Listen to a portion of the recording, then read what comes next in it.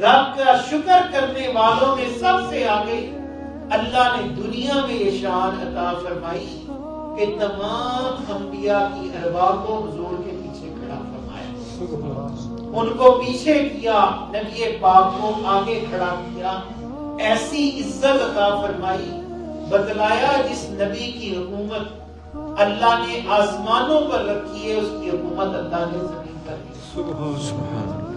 پہلی بات۔ دوسری بات، اللہ نے نظام کائنات کو روکا، ہر چیز رک گئی، گردش ماحوسات رک گئی۔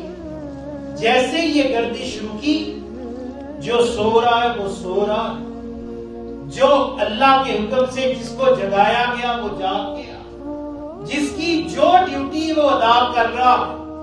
اور جب پورا نظام کائنات اس کا مشاہدہ، جس میں جنت جہنم، جس میں جتنے آسمانوں کے درجے، جتنے عالم ہیں، سب کے سب اللہ تعالیٰ نے اپنے محبوب پاک کے سامنے پیش فرمائے، تو معلوم چلا اللہ کے بعد سب سے بڑی علم رکھنے والی ذات نبی پاک صلی اللہ علیہ وآلہ وسلم کی ذات اقدس، جو اس میں جہالت کا نظریہ رکھے، علم کو محدود کرنا چاہے، کوئی فیتا اپنا پکڑ کر اپنی پیمائش کرنا چاہے، دنیا میں بھی جاہل ہے، آخرت میں بھی جاہل ہے۔ اور جو اس بات کو مانے کہ دینے والا اللہ تھا اور لینے والے محبوب پاک تھے، اس پیمائش کو نہ ہم سمجھ سکیں گے، نہ جان سکیں گے، نہ دنیا کی کوئی عقل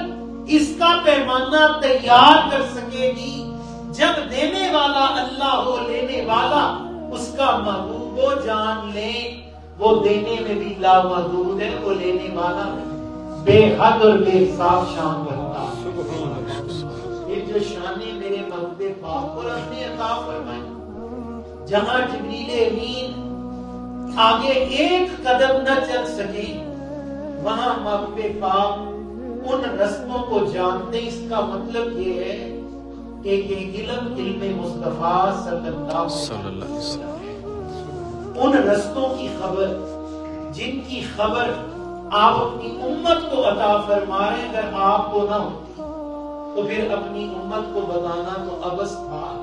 معلوم چلا خبر رکھنے والا خبیر، جاننے والا علیم، جاننے والا ادراک رکھتا ہے، اور جس بات کی خبر اپنی امت کو عطا کر رہا وہ ہے حق اور سچ ہے۔ جو اس معجزے کے اندر فلسفیاں جاڑے، یہ تو سفر تھا، یہ تو خواب تھا، ایسا نہیں ہو سکتا وجود جائے، وجود کے لیے تو یہ اجزاء ضروری ہیں، آکسیجن چاہیے، فلاں چاہیے۔